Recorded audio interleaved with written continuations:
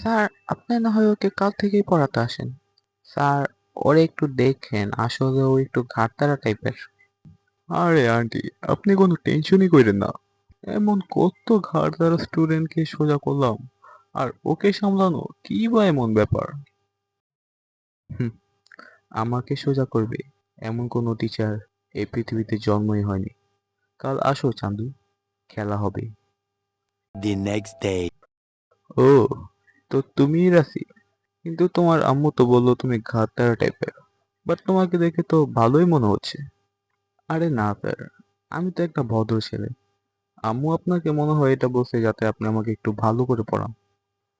ও, হ্যাঁ হতে পারে। তাই তো বলি, আন্টি আমাকে প্রথম দিন এই কথা কেন বলবো? যাই হোক, এখন তুমি তোমার ম্যাথ বুকটা বের করো। আজ তোমাকে আমি ম্যাথ দিয়ে শুরু করি। এই নেন স্যার, মিষ্টি খান। হ্যাঁ সে স্যার, আপনার স্টুডেন্ট আপনার কাছে কেমন লাগলো? আরে আন্টি, রাফিক তো একটা ভালো ছেলে।